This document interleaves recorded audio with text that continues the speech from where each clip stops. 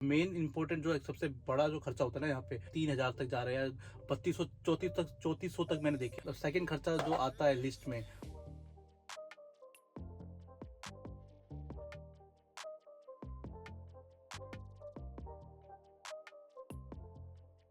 Hello guys, welcome back to my channel and happy new year. I hope आप सब ठीक हो गए हो। आई डोंट नो आपका पिछला साल कैसा गया था, बट आई होप ये साल आपका अच्छा जाए।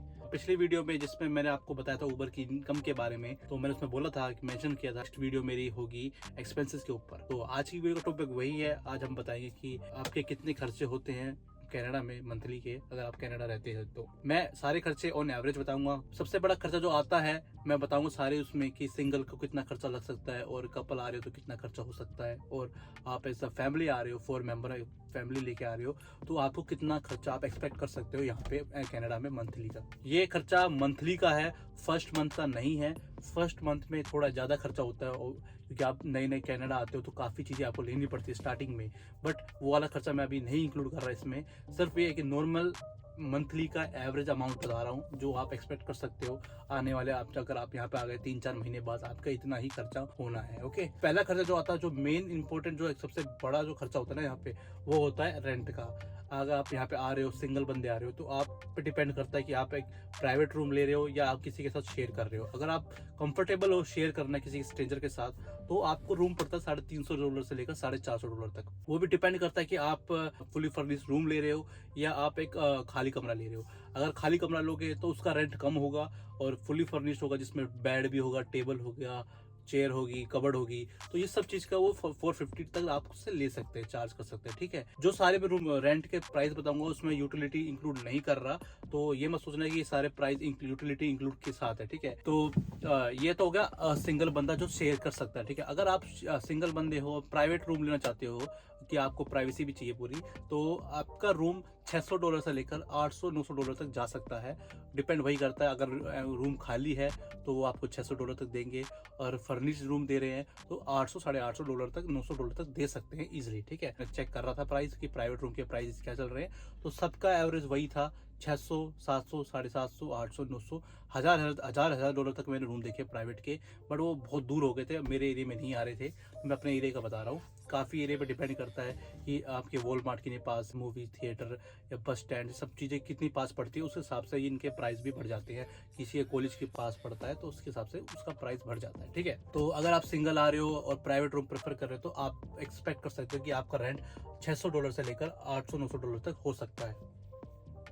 और अगर आप कपल आ रहे हो तो, अगर कई कपल होते हैं जो प्राइवेट रूम प्रेफर करते हैं विद वॉशरूम, ठीक है, तो अगर वॉशरूम के साथ तो यार काफ़ी महंगा हो जाता है। वो रूम आपका $850-900 से स्टार्टिंग होती है, $1,100 तक जा सकता है वो रूम।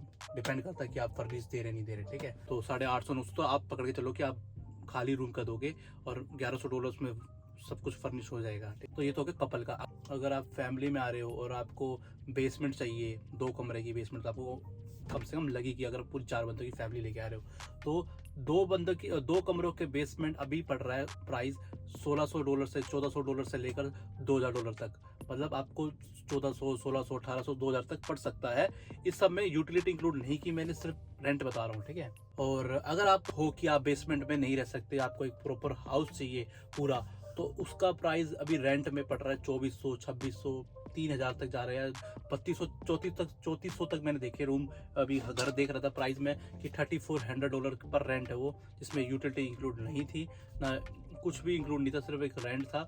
और जो 2,600-2,700 जिसमें रूम थोड़े कम थे, 3 कमरे थे और खाली कमरा, मतलब खाली पूरा घर खाली था, आपको पूरा फर्नीचर वगैरह सब कुछ खुद से लेना पड़ेगा। और ये तो हो गया आपका रेंट का, फैमिली तक मैंने आपको बता दिया है। इसमें यूटिलिटी बता दो कैसे होता है। तो अगर आपकी यूटिलिटी इसमें अकाउंट नहीं है तो कई ओनर्स क्या करते हैं, जैसे बेसमेंट है, ठीक है, आप पूरा बेसमेंट ले रहे हो तो वो क्या करेंगे, 25% पूरा यूटिलिटी चार्ज का 25% बेसमेंट वाले देते हैं, और 75% बचा हुआ ऊपर वाले घर वाले देते हैं जो घर में रह रहे हैं। ठीक है, अगर आप पूरा घर में रह रहे हो, नीचे कोई बेसमेंट नहीं है, तो आप पूरा 100% आप दोगे, अगर आप पूरा हाउस आपने रेंट कर रखा है। अगर आप किसी प्राइवेट रूम में शेयर कर रहे हो प्राइवेट रूम है या जो भी है, उसमें फिर पूरे घर की यूटिलिटी डिवाइड हो जाती है हर मेंबर के साथ। अगर घर में 4 मेंबर है तो चारों में डिवाइड हो जाएगी, अगर घर में 8 मेंबर है तो 8 में डिवाइड हो जाएगी, ठीक है। और अगर आपके पास प्राइवेट कमरा है तो मतलब आप एक मेंबर हो, अब उस घर के अगर 5 कमरे हैं और सब कमरों में 2-2 बंदे और पर आप अकेले एक प्राइवेट रूम में हो तो वो आपके हिसाब से डिवाइड होगी, ठीक है। यूटिलिटी मोस्टली अगर आप शेयरिंग कर रहे हो ना तो यूटिलिटी आपकी मोस्टली 35 से $40 आती है। और अगर आप बेसमेंट में हो 25% आपको यूटिलिटी देनी पड़ेगी, जिसमें $200 के आसपास हो जाएगा, ठीक है। और अगर आप पूरा घर ले रहे हो तो उस पर डिपेंड करता है कि आप कितना कंज्यूम कर रहे हो यूटिलिटी को। हाइड्रो हो गया, पानी हो गया, बहुत चीज़ होती है, ठीक है। तो उसके हिसाब से आपको यूटिलिटी देनी पड़ेगी। ऑन एवरेज $500 से $600 यूटिलिटी आती है हर महीने, तो वो आपके रेंट से सेपरेट होगा। कई क्या करते हैं यहाँ पे, जो होम ओनर्स होते हैं ना, जो रेंट पे कमरा देते हैं या बेसमेंट देते हैं, तो वो रेंट को थोड़ा बढ़ा के बोल देते हैं कि इसमें यूटिलिटी इंक्लूड है, आपको कोई यूटिलिटी नहीं देनी पड़ेगी।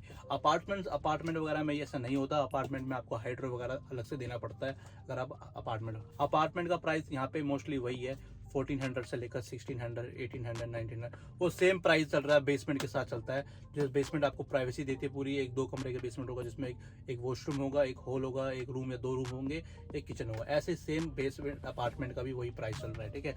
अपार्टमेंट में थोड़ा एक्स्ट्रा भी हो जाता है, क्योंकि उसमें थोड़ी आपको फैसिलिटी ज़्यादा मिल जाती है, जिम वगैरह मिल जाता है, आपको अच्छी पार्किंग मिल जाती है, तो ये थोड़ा प्राइस उसका थोड़ा बहुत एक्स्ट्रा हो सकता है, ठीक है। और ये तो मेन खर्चा था, आपका पहला खर्चा था जो मेन आपका ये पड़ना ही है हर महीने।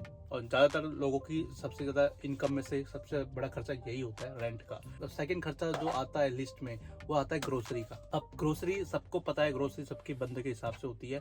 कोई बंदे की ग्रोसरी ज़्यादा होगी, किसी बंदे की ग्रोसरी कम होगी। ऑन एवरेज लगाऊं तो यार 150 तक एक पर पर्सन आप ग्रोसरी लगा सकते हो।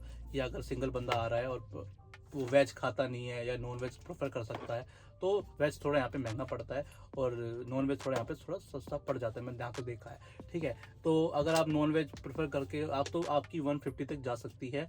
और वो सिर्फ ग्रोसरी है, उसमें मैंने एक्स्ट्रा आपके स्नैक्स वगैरह नहीं लगाए, या आपके होते हैं ना extra chips, biscuits and snacks होते हैं, वो मैं इंक्लूड नहीं कर रहा।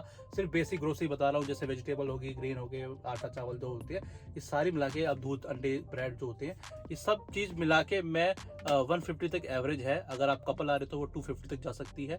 हाँ, जो फैमिली लेके आ रहा है उसकी थोड़ी ग्रोसरी ज़्यादा ही होनी है, क्योंकि यार ऑब्वियसली बात है कि आप 4 बंदे की ग्रोसरी करोगे एक साथ, तो उनकी ग्रोसरी $700-800 तक महीने की चली जाएगी इजीली। क्योंकि बाई वीकली मैंने देखा $350-400 की ग्रोसरी करते हैं लोग जो फैमिली में आते हैं। 800 तो आप पकड़ के चल सकते हो कि आपका $800 ग्रोसरी खर्चा आना ही है। और इसमें मैंने वो इंक्लूड नहीं करा कि आप बाहर खाना खा रहे हो, तो वो मैं इंक्लूड नहीं कर रहा। वो सबका अलग अलग प्रेफरेंस होती है कि भाई कोई कहाँ बैठ के खाएगा, कोई कितने बार खाएगा महीने में, हफ्ते में, वो इसलिए मैं इसमें इंक्लूड नहीं किया। तो इसके बाद जो थर्ड खर्चा आता है ना, मेन जो थर्ड जो खर्चा आता है जो है, वो आता है ट्रांसपोर्टेशन का। तो ट्रांसपोर्टेशन में देखो ये गाइस, यहाँ पे ना 2 तरीके की ट्रांसपोर्टेशन होती है, पब्लिक और प्राइवेट। तो अगर आप बस में डेली ट्रैवल कर रहे हो तो यहाँ पे मोस्टली सब एक महीने का पास बनवाते हैं, जो $120 का आता है या $130 का आता है, इसके अराउंड आता है, जिसमें आप पूरे महीने आराम से ट्रैवल कर सकते हो बस में, अगर आपका अप डाउन बस में ज़्यादा है तो। अगर आप कम यूज़ करते हो तो आपकी चॉइस है, अगर आपको पास बनवाना नहीं बनवाना वो आप पे डिपेंड है। 325 लगते हैं एक साइड के, 2 घंटे तक वैलिड रहते हैं। और आने जाना मेरे ख्याल से आपको पड़ जाएगा वही $6.5 के आसपास पड़ जाएगा, ठीक है। और अगर आप स्टूडेंट आ रहे हो तो मोस्टली यहाँ पे जो कॉलेज के स्टूडेंट कार्ड होते हैं ना, उसमें आपका बस के जो कार्ड होता है ना, मंथली कार्ड, वो इंक्लूड होता है। तो आपको बस की चिंता नहीं होती उसमें कि आपको बस का कार्ड बार बार रिचार्ज कराना पड़ेगा। और अगर आप कार ओन कर रहे हो, मतलब आप एक प्राइवेटली आपको अपनी खुद की कार है, तो उसका खर्चा तो आपको एक्स्ट्रा देना ही पड़ेगा, क्योंकि कार का इंश्योरेंस देना पड़ता है यहाँ पे हर महीने। कार का फ्यूल हो गया, अगर आपने कार फाइनेंस करा रखी है तो उसकी इंस्टॉलमेंट हो गई। डिपेंड करता है कि आपकी कौन सी कार है। अगर आप फाइनेंस वगैरह करा रहे हो तो आपका मंथली चार्ज ज़्यादा बढ़ जाएगा। मंथली यहाँ पे मोस्टली जो बेसिक कार होती है ना, नॉर्मल कार होती है, तो उसके अगर आप फाइनेंस करवा रहे हो तो $300-350 तक आपको पड़ जाएगी महीने की किस्त उसकी, ठीक है। अगर आप अच्छी कोई नया ब्रांड न्यू गाड़ी ले रहे हो और थोड़ी बड़ी गाड़ी ले रहे हो तो $500 तक आपका कहीं नहीं गया महीने का खर्चा किस्त में।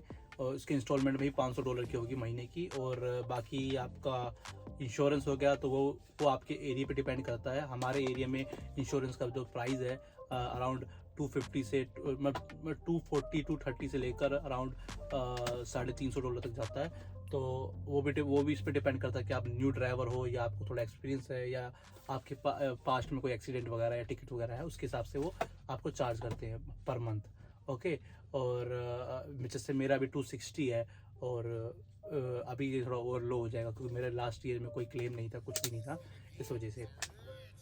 तो इंश्योरेंस का हो गया। मेंटेनेंस आपका वही है, $40-50 होती है, 3 महीने में या 4 महीने में आती है सर आपकी गाड़ी की मेंटेनेंस सर्विस वगैरह। और थोड़े बहुत और एक्स्ट्रा चार्जेस हो जाते हैं, कभी कभी वो सीजनल होते हैं, वो हर मंथ नहीं होते, तो इसलिए उसको इंक्लूड नहीं करते इसमें। गाड़ी का तो वही है, जितना आप यूज़ करोगे वो हो गया। हाँ, फ्यूल का है कि आप $250 से $300 आप मान के चल सकते हो अगर आप ऑन एवरेज गाड़ी नॉर्मल घर से काम से घर पे यूज़ करोगे और घर के काम के लिए यूज़ करोगे तो आपका $250 से $300 आपका फ्यूल में लग जाएगा मंथली। तो ये था ट्रांसपोर्टेशन खर्चा सारा, ठीक है। इसके बाद जो खर्चा आता है वो आता है फ़ोन बिल का। तो आपका क्या होता है कि यहाँ पे 2 तरीके से फ़ोन ले सकते हैं, मतलब 2 तरीके से कनेक्शन ले सकते हैं। एक तो आप डायरेक्ट कनेक्शन ले सकते हो, आपके पास खुद का फ़ोन है तो उसमें आपको सिम चाहिए होगी, सिर्फ एक कनेक्शन चाहिए होगा। और यहाँ पे एक और ऑप्शन होता है जिसमें यहाँ पे नेटवर्क कंपनियाँ करती है कि आपको डाटा पैक के साथ बोल देगी कि $30-40 एक्स्ट्रा देके आप एक ब्रांड न्यू आईफोन या ब्रांड न्यू सैमसंग फ़ोन ले सकते हो, ठीक है। आपको सिर्फ 30 या $40 एक्स्ट्रा देना पड़ेगा हर महीने। तो वो 2 साल का उनका प्लान बन जाता है। तो जैसे मैंने भी ले रखा मैंने आईफोन 13 प्रो है मेरे पास। तो उसमें मेरे को $35 मुझे देना पड़ता है फ़ोन का, और फिर 55 का मेरा प्लान है, तो कि $90 के आसपास हो गए। तो 90 के बाद मेरा टैक्स चढ़ता है, तो वो अराउंड मेरे को $100 का पड़ता है मेरे फ़ोन का हर महीने का बिल। इसके अलावा काफ़ी और भी डाटा पैक मिलते हैं यहाँ पे, जिसमें थोड़ा जीबी सस्ता होता है। 35 से मतलब $30 से स्टार्ट हो जाते हैं, मोस्टली 25-30 से स्टार्ट हो जाते हैं, और डिपेंड करता है कि आपको कितना डाटा पैक चाहिए। कॉल्स वगैरह और मैसेज वगैरह तो अनलिमिटेड होते ही हैं सब, मोस्टली सब में। आप डाटा पैक है जो यहाँ पे जो मेन खर्चा लेता है, एक्स्ट्रा महंगा है जो यहाँ पे डाटा पैक है, इंटरनेट, ठीक है। और बाकी जो मंथली खर्चा तो आपका बस फ़ोन का वही होगा। अगर आपके पास फ़ोन नहीं है, आपको सिर्फ डाटा चाहिए, तो आप लगा लो $40-50 आपका महीने का हो गया। अगर आपने फ़ोन भी ले रखा है और अच्छा महंगा फ़ोन ले रखा है, आईफोन प्रो मैक्स 512 GB के आसपास वाला ले रखा है, तो आपको कम से कम $150 का पड़ेगा ईजिली महीने का। तो वो बहुत ज़्यादा फ़ोन बहुत महंगा हो जाता है ना, तो उसका इंस्टॉलमेंट महीने की थोड़ी ज़्यादा हो जाती है, $80-70-80 हो जाती है। उसके बाद फ्लैट चलता है, उसके बाद वो टैक्स लगाते हैं उस पर, ठीक है। ये ही 4 मेन खर्चे होते हैं जो सारे बंदे को करना पड़ता है यहाँ पे। उसके अलावा यार बाहर घूमना, बाहर शॉपिंग करना, बाहर खाना पीना करना, वो सारा एक्स्ट्रा होता है, वो किसी पे डिपेंड नहीं है कि आपको करना ही है, ज़रूरी है, वो सबकी चॉइस होती है, तो उसको हम इंक्लूड नहीं करेंगे इसमें। बाकी जो हेल्थ केयर होता है, हेल्थ केयर का भी मोस्टली यहाँ पे इंश्योरेंस कवर होती है। और आपकी अगर स्टूडेंट हो तो आपको कॉलेज में इंश्योरेंस होगा, उसके बाद आप जॉब करोगे तो वो भी इसमें कवर हो जाता है आपकी कंपनी बेनिफिट वगैरह की वजह से, तो वो आपका मंथली नहीं होता। तो मंथली जो होता है यही होता है 4। बाकी कोई आपको लग रहा है कि कुछ डाउट है, कुछ लग रहा है कि भाई ये खर्चा आपने इंक्लूड नहीं करा, तो प्लीज़ कमेंट बॉक्स में बताना, और मैं आपको अपना बता देता हूँ कि मेरा कितना जाता है। जैसे कि मेरा रेंट जाता है $700 जाता है। मेरा एक प्राइवेट रूम है जो मैंने आपको दिखाया था अपने होम टूर की वीडियो में। ये तो हो गया मेरा रूम का, और मेरी ग्रोसरी का $200 जाता है, एवरेज में $200 करता हूँ ग्रोसरी। मेरी गाड़ी कैश पे ले रखी है मैंने ऑलरेडी, तो मेरा इंश्योरेंस मेरा 260 जाता है, और फ्यूल का मेरा अराउंड 250 के आसपास होता है कभी कभी, वरना मोस्टली वो 200 के आसपास में हो जाता है मंथली का। और फ़ोन का मेरा $100 जाता है। तो ये तो मेरे खर्चे थे मेन। बाकी थोड़े एक्स्ट्रा मैं और भी खर्चे होते हैं, जैसे घूमता रहता हूँ थोड़ा बहुत मैं, और कभी शॉपिंग कर ली, कभी थोड़ा बहुत एक्स्ट्रा खर्चा आ जाता है गाड़ी का भी, जैसे टायर वायर चेंज कराने पड़ जाते हैं, तो वो थोड़ा बहुत एक्स्ट्रा खर्चा हो जाता है, वो मैं इंक्लूड नहीं करता मंथली उसमें। तो ये थे मेरे मंथली के खर्चे, और जो बेसिकली आपके भी हो सकते हैं अगर आप ऐसा आ रहे हो, और सेम अगर आपका भी खर्चा और खाने पीने का सिस्टम मेरे जैसा है, तो आप भी इतना ही लगा के चलो कि आपका भी इतना खर्चा होना है, ठीक है। यही था इस वीडियो में गाइज। अगर आपको ये वीडियो अच्छी लगी हो तो प्लीज़ लाइक जरूर करना, और कोई डाउट हो या कोई कुछ मिस हो गया हो तो प्लीज़ कमेंट में मेंशन करो, और अगर चैनल पर न्यू हो तो सब्सक्राइब कर देना। नेक्स्ट वीक से मैं हफ्ते में 2 वीडियो डालूंगा, क्योंकि मैंने सोचा था कि न्यू ईयर के बाद मैं वीक में 2 बार वीडियो अपलोड करूँगा। एक आएगी वेडनेसडे को और दूसरी वीडियो आएगी अपनी संडे को। तो मेक श्योर आप सब चैनल को सब्सक्राइब कर लो और बेल आइकन दबा लेना ताकि वीडियो मिस ना हो। चलो गाइज, मिलते हैं नेक्स्ट वीडियो में।